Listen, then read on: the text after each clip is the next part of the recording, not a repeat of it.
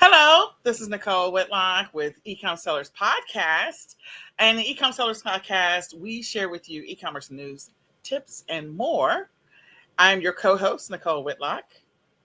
And I'm Kelly, the eCom Mom Ward. All right. And so we come to you every week to help share information to help you on your e-commerce journey. So Kelly, how are things going in your business? It's starting to pick up that now that I've really gotten back into listing. I took, that little time off right before Christmas. And so now it's starting to pick up a little bit more, getting a little more sales. Okay. That's good. And you went out, did you go out sourcing recently? I did. I went outsourcing yesterday. I was planning to do something else, but it wasn't working out. So I went to the Goodwill, and I'm working on also getting my profit piles down. So when I go sourcing, I'm being a lot more picky. So I only bought like 5 items, and I got them all listed. They're all listed. Good. So they're not sitting there, adding to the pile. So they are all listed. So that means that they can be found. That also means they can be purchased. Mm-hmm. Yeah, so, no longer coming home with bunches and bunches of stuff and then just adding to the pile because I only get to list parts of it and then it gets buried. And then a couple months later, when I'm looking to do stuff, I find stuff. Oh yeah, I forgot about that. Yeah, I know that life. I know that life. So right now, I have inventory in my office. I have inventory in the den. We've been gutting all of our inventory so that we're auditing. We're doing a full audit right now, and that is taking up a lot of time because we have a lot of inventory. We haven't even gotten to the storage unit yet. So this is just the stuff that's in the house. So we're doing a full audit so that we know what we have, and we have a great starting point for 2022. And we put together some goals for sales, and we put together some goals for listing. And so we did all of that so that we could be well on our way to trying to have a more consistent 2022, and also putting some plans in place should anything happen. I didn't anticipate, getting COVID and being down as long as I was, but, just putting some more processes in place so that if ever anything happens that I'm good to go. So that is, my business is good to go. Not me, but my business is still good to go. So we're going to continue to move down that road over the next couple of months. I have a goal for that. And then we also have a goal to install a new shelving system for inventory. Not that we're keeping it, we're shipping stuff to a fulfillment center, but for the things that we do have and the things that we do need to have here, we're going to set up a completely different shelving system than we have right now. And so I'm looking forward to that as well. So. Yeah, I've made some goals. I'd like to double the amount of items I have on eBay. Okay. So that'd be close to about 900 to 1,000 items on eBay. Right now I have a little over 450. I have like 468, I believe, items. So I'd like to get that doubled. Okay. Which means I gotta get quicker at listing because I'm bad about going down into wormholes and really researching stuff and then getting lost, and then it'd be an hour and a half later before I get the item actually listed because I sell vintage items, so I do have to do some research on it to make sure that I'm not having it's not a reproduction, or if it's this is actually an original, the maker's mark from this time of year on this glass item. So you do have to do some research, but once you start learning that stuff, it'll be faster. Yeah, that's true. Well, I am wishing you all the success this year. Continue to tell us about this journey, this new ventures. You also said, I think in our last podcast, that you were going to incorporate a couple of new things into your business. Yes, and jewelry and stuff. Okay. Yeah, I've been looking for estate sales. That's where I've been, because I saw that Goodwill had a jewelry jar like this big, all full of jewelry, but it was $80. I'm like, no. Like, not today. I'm not gonna be able to do that. Okay. All right. Well, we'll check back in. I'll check with you in about like 90 days and see how this journey is going. You check back with me. Our goal is to have the audit done by the end of January. So the first week in February, we're going to sit down and review the results and see where we are. And then the other goal is to have the new shelving system in place by the 1st of March. And then we have another goal on having all the inventory out. So I'll let you know how it's going. We have some aggressive goals. We'll see how this goes. But anyway, so we will get into the news. I want to encourage you all, if you are still working on your 2022 goals, we had an awesome planning session. It was a 3-day session. We'll be sharing that in the future. And then we also had 2 additional bonus sessions with Lysandra Everett, which is the home biz tax lady, and also Delshawn Hayes, who is the owner of Hayes Financial Group. And so these are things that you need to be thinking about for the new year. I know people are like, I don't establish New Year's resolutions. Well, then don't establish New Year's resolutions. But the beginning of the year is a great opportunity for you to kind of assess where you are in your business. And so those planning sessions were really helpful.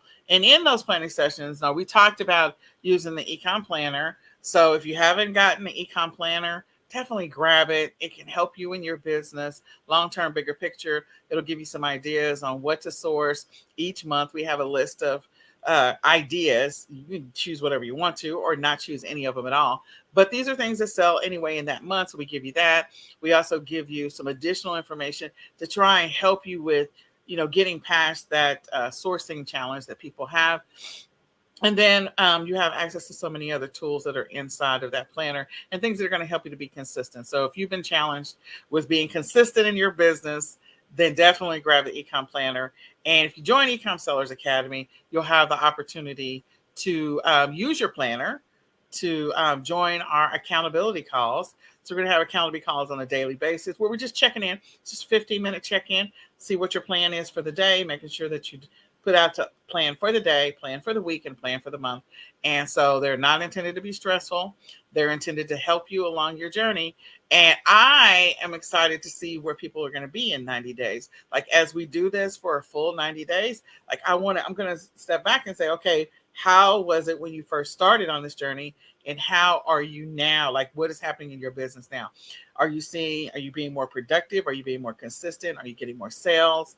So all of that's going to happen. And those people that still want to join Ecom Sellers Academy, the regular price is, it's back to the regular price, but you can get 25% off if you put in promo code 25 off ESA. Again, promo code 25 off ESA. So Kelly, let's go ahead and get into the news. All right. Right now, there's not a lot of news going that I saw. Okay. Etsy's going to have a new payout report that's going to break down the seller fees for you, so you could be able to track that better for your tax purposes, because your fees that you pay are tax deductible. So you need to keep track of all that. We're going to give you some hints these next few weeks about stuff you need to really start doing for your business.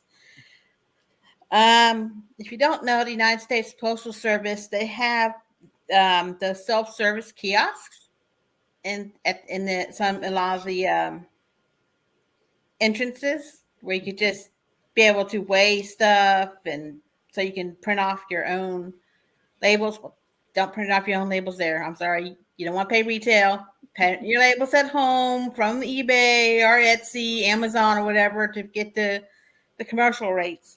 Mm-hmm. But you can self-scan your packages, so you don't have to wait in line to scan your packages. There's a way you can scan packages with that kiosk, so that there's a scan in time, and you can just put them in the drop box, so you don't have to wait in line to, because I know sometimes I get to my post office and the line is way long, and and there's times I've waited because a lot of people, if especially have something expensive that's sold, I want to get that scanned in. I want to see it scanned in. Other times I'll just throw it in the drop box if it's just a T-shirt or something. But if it's something that's expensive, I want to make sure that it's gets scanned in. But you can do that now at that self-service kiosk and skip the wait in the line. Um, Amazon, Amazon decided to use a physicist to help reduce the package weight.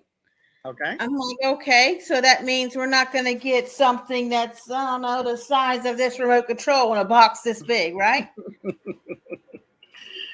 We might. You might still get that, but it's ridiculous. You get something that's like this big, and the box is 3 times the size with a little bit of those air pillows. I mean, hey, free air pillows for me, but A boatload of them. And that's good for them because of the fact that they're going to find that their shipping costs are going to go down a lot Oh yeah, because of that. yeah. And a tip if you're just starting out and you don't have a lot of boxes, you can go on Facebook Marketplace and ask for boxes from neighbors. You can ask your friends. You can ask your people, if your coworkers. So there's plenty of ways to get some free boxes. Yeah. Even And Nextdoor is another great app to, yes. see if they're there. And one other thing, there's been a scam going on that's targeting online sellers. It's the Google authentication scam. Basically, the scammer will you go on and you on Facebook, you have your phone number on there or on eBay or wherever you're selling on, you have to have your phone number on there. Well, these scammers will take that phone number and contact you via text and say, "Oh, we need to send you this authentication number code to make sure that you're a real person." And then you send the code back to them, and then they use that to set up a Google Voice number using your real phone number for verification, and then do all sorts of stuff with that phone number without you knowing. So don't be sending Google authentication codes to people. So yeah. I hate scammers. I'm so tired of scammers. Like, come on, people. And then I read that Bed Bath and Beyond are starting to shut some stores down that are not high Performing, yeah. performing. And one other, Macys was another one I saw that could be closing a couple more stores in this year. Yeah, Macy's is on my list today. I mean, I think there's going to be more than that. We should have our list. I mean, I think there's already a published list, and I'll go find it. But there's going to be more than just that closing. So just be mindful of that. It's a sad thing for those people that are going to be losing their jobs, especially with those people who want a job and they want to keep a job. But that is probably not going to be an uncommon thing. A lot of stores are probably going to be downsizing because more and more people are continuing to buy online. Pandemic or no pandemic, since I don't know, we don't know where we are on this pandemic journey. We'll check back with everybody in 6 months. But anyway, because we don't know where we are in this pandemic journey. But it is that there's going to be more and more stores that are going to be closing, and the stores are going to be closing because of the fact that they're not getting as much foot traffic. They got to pay for the overhead of having a building and lights and water and storage and real estate and staff and all that other stuff. And they're like, look, we can do this online. So, more and more companies are getting smarter. They're increasing their online footprints. And that's a good thing to do. So anyway, it is what it is. All right. Did you have anything else? No, that's all the news I had. Like I said, I didn't find very much. I mean, anything seemed to be a repeat from last week. I was thinking. Well, and I didn't get a chance to dig into any news, and so I have a couple of things, but not a lot. So let me go ahead and bring up the news that I have. Let me just share my screen. Okay. So this was an article at CNBC, 10 things that will be more expensive in 2022. Why does this matter? Because as e-commerce sellers, we all need to be prepared for this. So housing, as e-commerce sellers, not necessarily something we're going to directly be impacted by, but people will be buying things for their houses. So food, we already know that. So for those who have wholesale accounts to be able to sell food products, yeah. Just know that some food prices are going up. Be prepared for that. Clothing prices are going up. I think there's still a bunch of different sites where you can get good prices on clothing. I've read a couple of articles, which is really sad, about how fast fashion and the pileup of clothes. What country is that? Is it the Philippines or Malaysia or somewhere where they have a massive pileup of clothes that people just throw out in some of these countries? And so, yes, clothing is going to go up, but I think there's still going to be an opportunity to find some at really good prices. You just have to resell. So you just have to hunt and pick. And also the retro looks are continuing to come back. So if you guys are doing the thrifting thing and you're going out to flea markets and you're, checking out other resale sites, like you can probably get some really great stuff. Like Kelly does the vintage, you probably find some really great things. Heating costs. So heating costs are going to go up. And it looks like gas costs are going to go up. So heating costs, I have gas heat, but you still need electricity to use gas heat, which is so anyway, it is what it is. So, so what does that mean? So if the gas price, the heating costs are going up, then, people may be looking for alternatives. And if you're doing anything and like maybe you're selling some products that have like solar energy power supply on it, that might be a thing to get into this year because the price of things are going up. The energy costs are going up. Dining out is going up, so that means more people are going to be eating in. So then if you're a reseller, what that potentially means to you is, people are going to be buying small appliances, things that are going to make their lives convenient, like the air fryer. I got an air fryer for Christmas, y'all. Santa showed up, gave me an air fryer.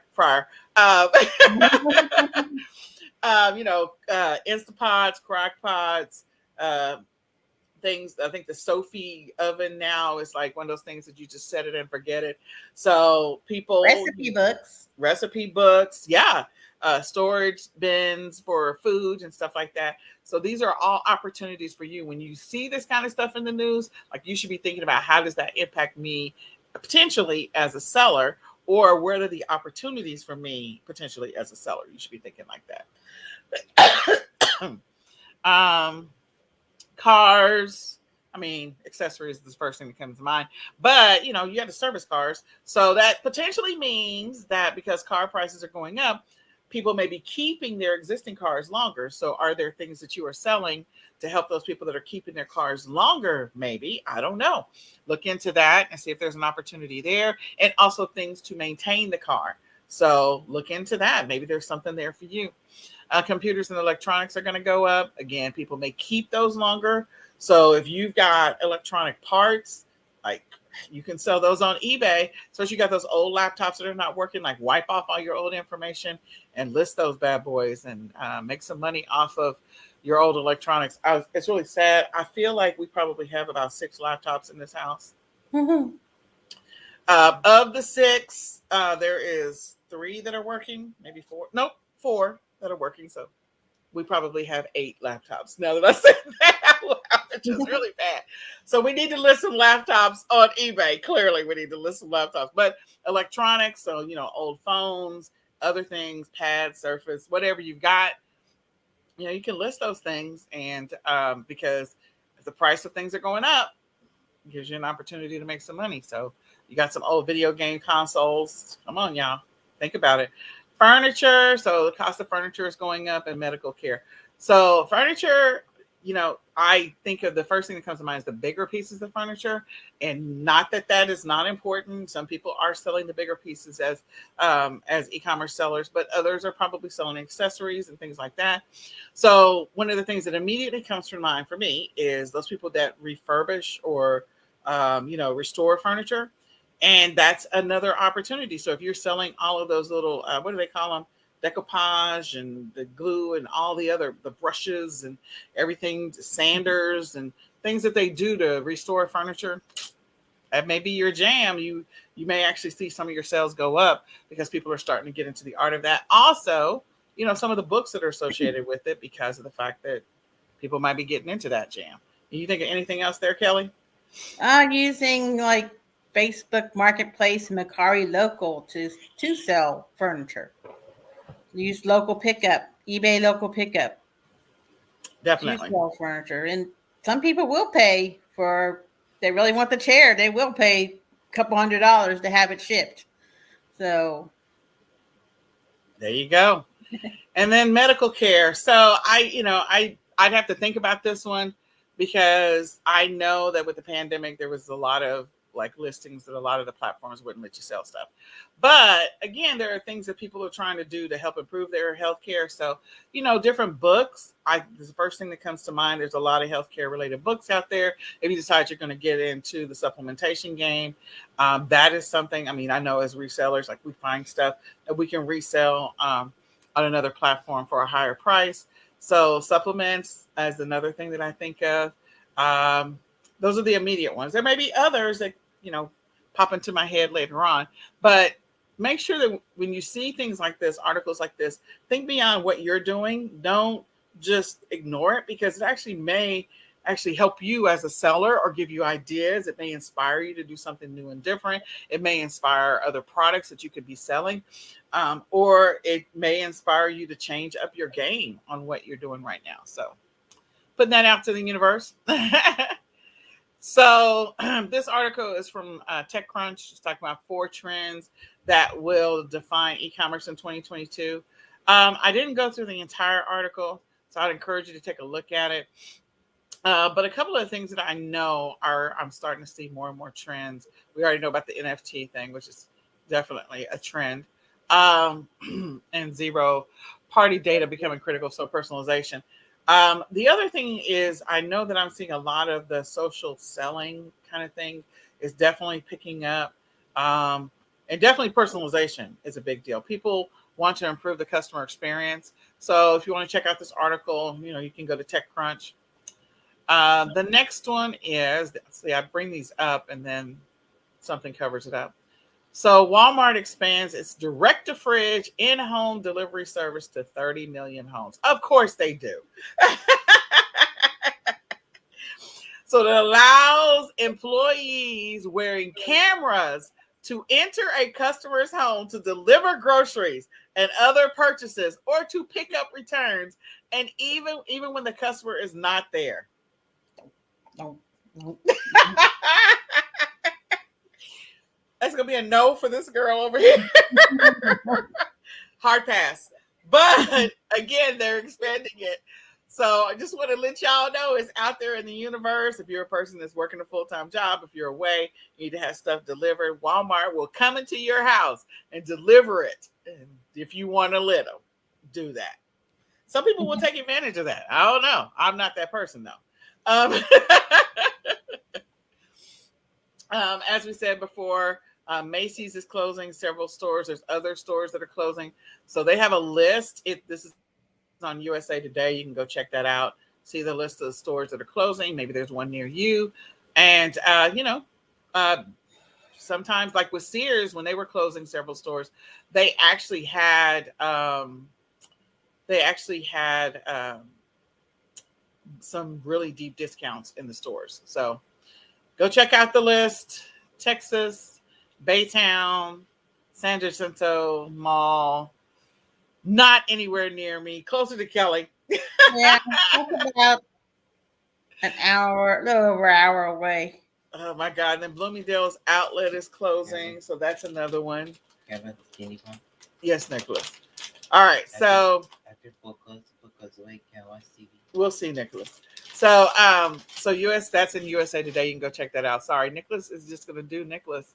He does not care if we are broadcasting or not. It's irrelevant to him. Okay, tax returns. So your tax returns are not okay. Let me just preface this by saying I am not a tax professional. Consult your own tax professional. But based on the information that's on the IRS website, your tax filing deadline for traditional tax filings is April the 18th. I have heard Lysandra Everett say over and over again for partnerships, it is March the 15th. So it's like a month before. So in any case, it is extended from April the 15th to April the 18th. Let me just go over here. So they moved the date. Because that's Easter weekend, because April 17th is Easter this year. Yeah. So to make up for the weekend, the Good Friday and Yep. It is Good Friday and all that stuff. So your tax deadline is April the 18th. You can go to the IRS website. It is there. So make sure that you're paying attention, and you can file your extension. Your extension needs to be filed by April the 18th as well. So be mindful of that and be on the lookout for a video from our amazing Lysandra Everett to give you some tax tips for 2022 so that you don't get yourself in trouble. So with that being said, we're going to transition now. And we want to talk to you guys about maybe 8 strategies to establish in your business for 2022. So these are strategies. We kind of covered them in the ecom planning session. You should be thinking about them in your business. You should have a plan for them, or you should be, figuring out what you want to do about them long term. Most of us already have strategies. We just don't have them documented. And so again, use 2022 as your opportunity to document your business, especially if you want it to live on beyond you. Nobody knows what's going to happen tomorrow. And if your business is doing well, then put some processes in place so that your business can thrive and survive long beyond you. So the first one is a research strategy. Again, more than likely, you probably already have a research strategy established. And the more you can document around that, there's a couple of benefits of documenting all this stuff. One, it helps you to outsource to a VA a little bit faster, because if you write down your research strategy, you could literally turn that into an instructional document for a VA to kind of do some of the work for you. So you don't have to do the research. Like Kelly was just talking about all the deep research she does on some of this vintage stuff. And if there is a process, Kelly could write that down to help her be able to get through. Nope. She says nope. Because then I won't learn. If my VA is doing the research, then there's the other stuff I pick up when I'm doing the research. That's different if we're going to research, sourcing something online than my vintage research. It's different research, Okay. Because, and when I'm out, because that research will help me out when I'm outsourcing. That's true. That is true. But everybody should have a research strategy, whether it's detailed or not detailed. It can be used for multiple things. And at some later point, if you decide you want to get a business loan, maybe your business has grown so much and you can incorporate all of these strategies into your business plan, you already have the documentation for it so that they know how you run your business. So it's not going to hurt you to do it. All right, Kelly.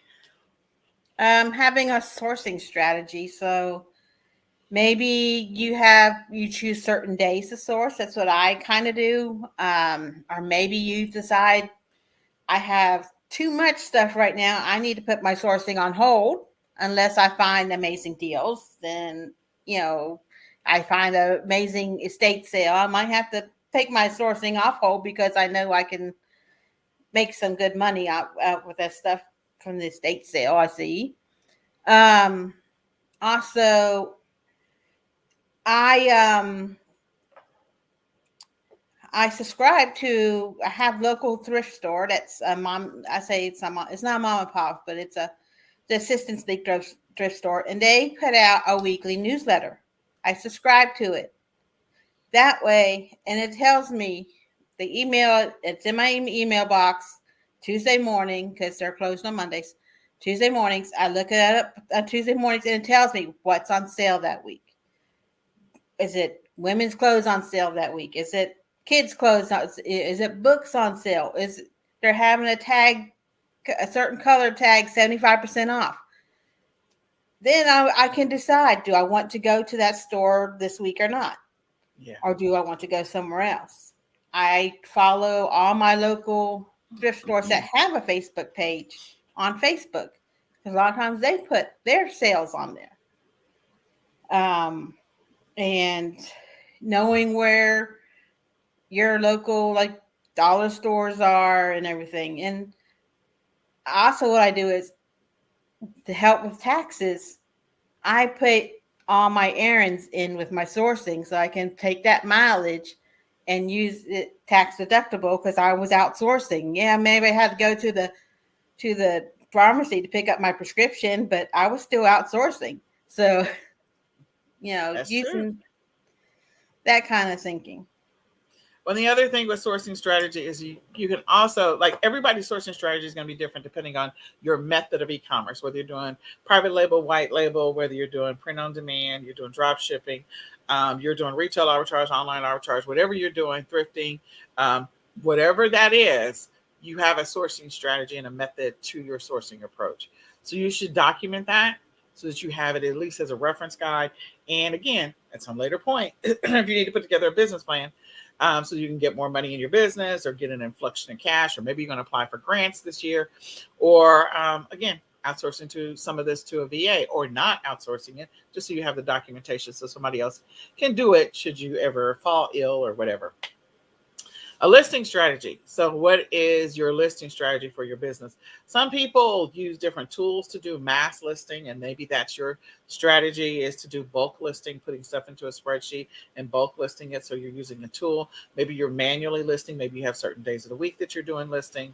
Maybe, that you are training somebody else to do listing. So putting together your listing strategy. How are you getting listings up? What's your process to get listings up? Kelly talked about doing some deep research so that she could create a listing. So she's going out there and doing some analysis to make sure that she, how to list it, what she can list it, what's the price that maybe people are makes sense for this particular product. She's, in addition to that, she's authenticating the products, but again, she's going through a process. So I have my own listing strategy where we go out and do keyword research. We do comparisons of existing listings on a couple different platforms. We look at the titles, we look at the description before we actually build the listing itself. So that's some of the things that everybody's got some type of listing strategy before they list it. Some of that could be merged into semi-research strategy. Some of it could be sourcing strategy.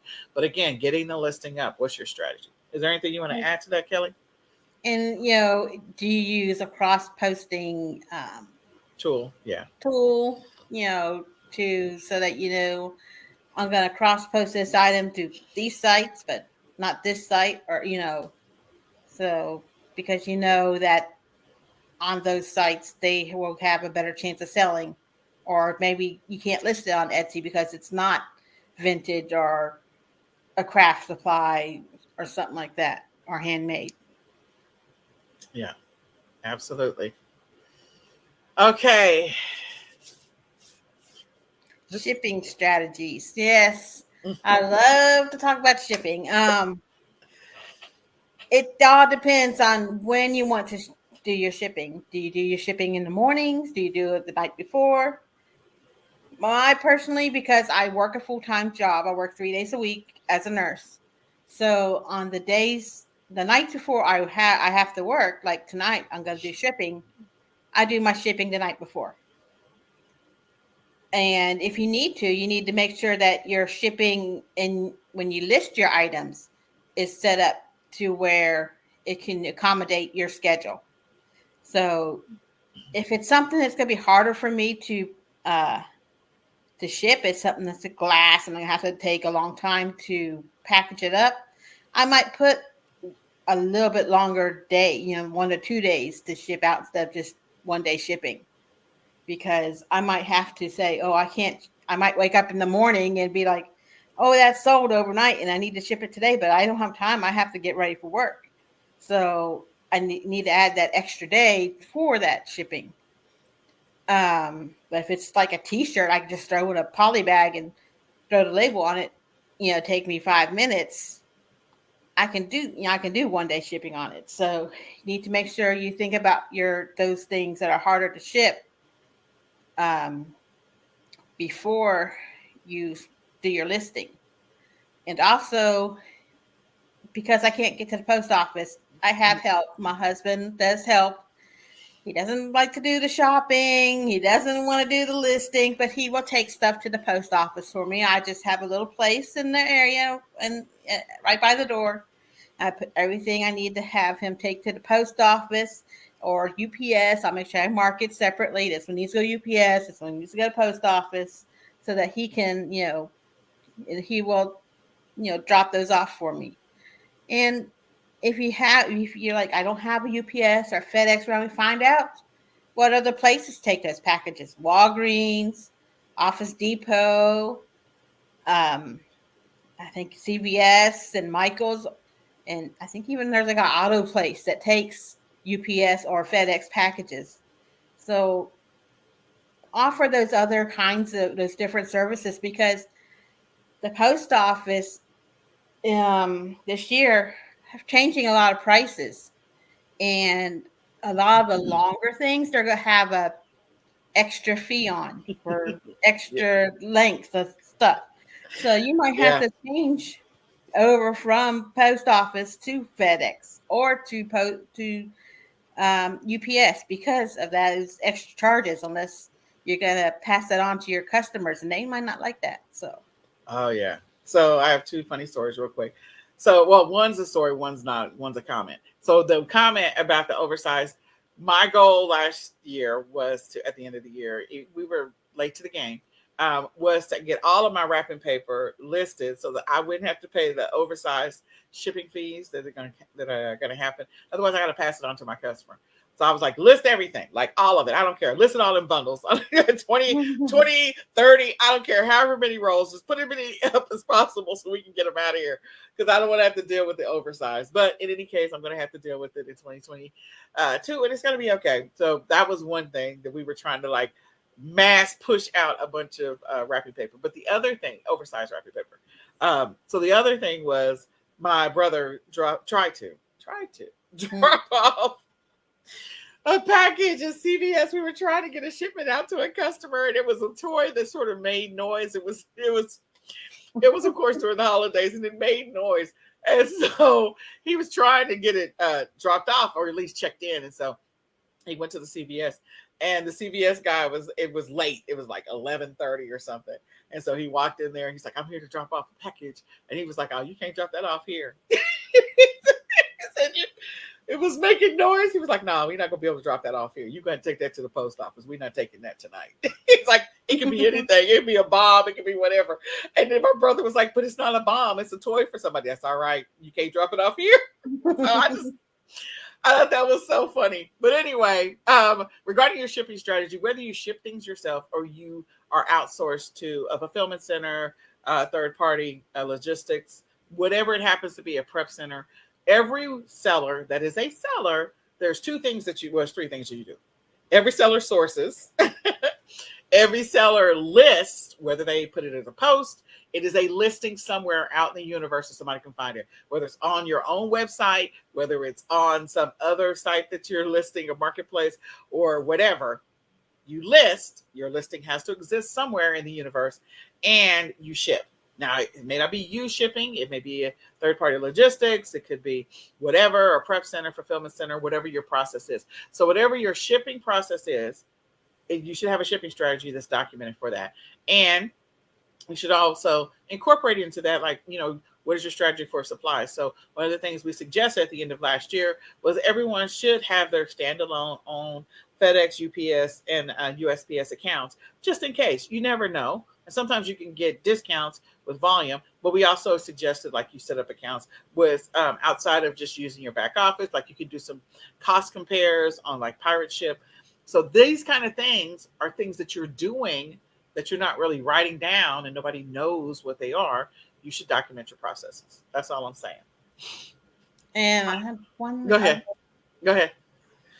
Make sure that when you list something, if you're shipping it yourself, you have the box to fit that item, because you don't want to list something, it sells 20 minutes later because you're thinking, oh, it won't sell for a while. I can wait a while till I find a box. Yeah. And then it sells 20 minutes later, and then you're like, I don't have a box for that. Yeah. So yeah. Sure. Yeah. Your tip for 2022 is to, before you even decide you're going to sell this particular item, have shipping, shipping should be in mind. Before you, either if you're doing retail arbitrage, online, whatever you're doing, you need to have a shipping plan for every single product that you acquire, that you source. If you don't have one, I would not I would not take on that task of trying to figure that out. You should already know, like, oh, okay, I'll ship this and this. Even those, like I was teaching in the bundles course this weekend, I was like, you know, you should have a shipping plan for this bundle. Before you decide you're going to put all these things together in this bundle, you need to figure out how you're going to ship this thing and how small can I get it condensed. And so I talked about what I do in order to figure out what my shipping strategy is for every bundle. All right. So customer service, refunds, return strategy. You need to have a strategy for your customer service. Again, responding to basic customer inquiries or customer questions or whatever it happens to be, dealing with your refunds and your returns, what's your strategy. Most every platform you have to establish like a return policy, and you'll normally have to establish some type of shipping policy. So like eBay, that's a given. And then some of the other platforms, like they already have things in place and you just have to accept it if you're going to sell on their platform. But you need to have a customer service plan and or strategy. You need to have a plan or strategy for refunds, how you're going to handle that, how you're going to handle returns, especially if you've got, like if you're outsourcing your shipping, you know, is it coming back to your fulfillment center? Is it coming back to you physically? So write out your strategy for your business. If you don't have it documented, you should go ahead and write that out. It would help you on your journey. Go ahead, Miss Kelly. Administrative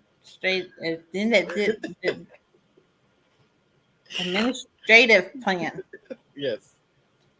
So you have to make a plan to do all the administrative stuff, like doing your taxes and like.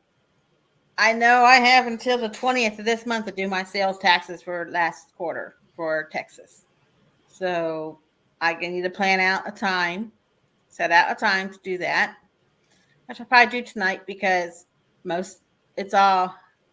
everything's being taken care of by eBay, Etsy, and everything. They all collect for Texas and they all pay out. So I still have to go in and put in my little 000 in the lines. So, but I still have to do that or I get fined. So you have to plan out that. You have to go maybe do your bookkeeping time. You know, where you write down, I made these things sold and these were the fees. And, you know, for your taxes, you have to, I have a app on my phone that tracks my mileage, but I still have to go in and say, this is personal. This was for the business, you know. So I still have to go do that. So you have all that. And, you know, if you have a VA and people who work under you, maybe you have to make time to review how they're working. And if they are working out, if not, you might have to be looking for someone else because the other person's not doing what you want. So yeah. Yep. So there's, again, writing out all the administrative day to day. I think this is the one I feel like people run from the most.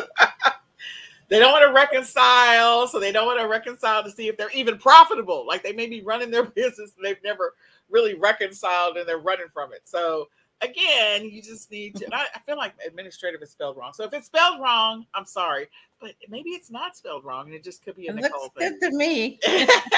But in any case, you should have an administrative plan in place. I'm just saying. All right, traffic strategy. So traffic strategy for me sort of indirectly goes with the listing strategy. And why I say that is because, you know, my strategy to get traffic to my listings is definitely trying to get organic traffic. So I do a lot of keyword research. I do a lot of keyword, like trying to figure out what are the keywords that should be in the title and the description and all that other stuff. I name my images so that way I can try to get as much organic traffic to my listing as possible before spending money. But if I'm going to have to spend money, again, what's your strategy for getting traffic? Could be, you could change this to marketing strategy, whatever it happens to be. But for me, I call it traffic. And you got to get eyeballs on your listings. Are you going to pay for paid traffic? Are you not going to pay for paid traffic? Are you going to list on certain platforms? Are you going to create a Facebook group for the people that are like attracted to your specific niche? And so then that way, maybe you include information about your products in that Facebook group or whatever. What's your strategy going to be? You should document that so you know, and then that way continue to move forward. And again, I always think in the back of my mind, I could take some of this information and use it to build a bigger, detailed document to help me, transition this over to a VA and let them do some of the work. Yeah, So, you can use like social media and using like Instagram and Pinterest and hashtags of mhm. certain things to draw uh, traffic to your items without spending money. Yep, get more eyeballs. That's the goal. Social media, keywords, just do what you can. Cross posting, all of the above to get more traffic to your listings. All right, Miss Kelly. Your education plan. So, what do you plan to learn this year for your business? Like I was talking about last week, my one of my things this year is to learn jewelry. I choose last couple of years I've chosen a new subject to learn. That was year before in 2020 it was glass, vintage glass in China. So I'm no expert on it, but I do know a lot more, and I'm not afraid of it anymore. Because before I was like, I'm not gonna touch it because I have no clue. But now I have a little bit of a base education that I learned from researching and also from talking with sellers who do sell glass and learning from how they source. Um, that helped me learn. And then this next year, last 21, was vintage clothing. So I really got into selling vintage clothing. So same way, I went and did some research on what the tags look like, and then watched sellers who do sell vintage clothes and see what they're picking up, so that I could learn. So this now, I've gotten into jewelry. I've learned. I'm starting to watch other sellers and you know learn from Facebook groups on jewelry sellers, taking that as my education, when I can. I'm not stopping everything else, and I'm still selling glass. I'm still selling vintage clothes, but it's just something added so I can add that into my repertoire of my stores. So maybe you decide this year, oh, I want to learn to do print on demand. I want to learn to how to get a VA. So there's lots of different educations you can do for your business. Absolutely. The goal is that we're all trying to either grow and expand our business or to scale it or to not lose money. If your business is where you want it right now, but just the rest of the world is changing all the time. How do I sustain the level of profit that I'm getting right now in my business? So you should always have an education plan for your business, for yourself, for your growth, for your expansion of your business. Kelly made some excellent points. Excellent points. And like for me, my goal this year is to spend 90 days getting better at Google ads and Facebook ads. That's one of the things that I'm going to do. I'm going to do it 2 hours a week over 90 days and see where it puts me. That's the other thing. I do have dedicated time for that because you could get sucked into the vortex of the black hole and you're trying to figure out 8 hours later, what did you do today? So don't get sucked into the black hole. Make sure that as part of your education plan that you have dedicated time that you carve out and that you already know potentially. Maybe you already bought the training program and maybe you already know what you wanted to go look at so that you don't get sucked into the vortex. Because, yeah, we all get sucked in and we're trying to figure out we lost 12 hours today. Why? Because we were on YouTube. So I hope all this was helpful and that you use it as part of your journey.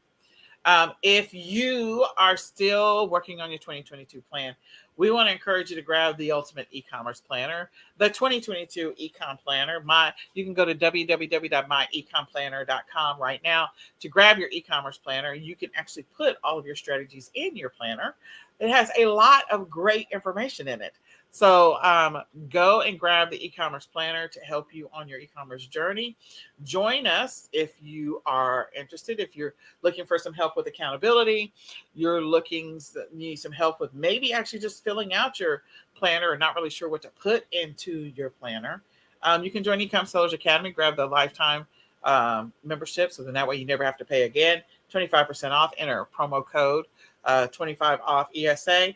And that way you can join us on our accountability sessions that we're having inside of Ecom Sellers Academy that pertain to the planner, so that people can continue to make progress in their business and really use this year to grow. Like, I feel like 2020 and 2021, because there was just so much going on from an emotional standpoint. Some of us lost friends, we lost family members, we experienced stuff ourselves, just the isolation, all of that is a lot to take in. So we use 2022 as our year to hit the ground running. So let's all hit the ground running together. Join Ecom Sellers Academy so we can help you on that.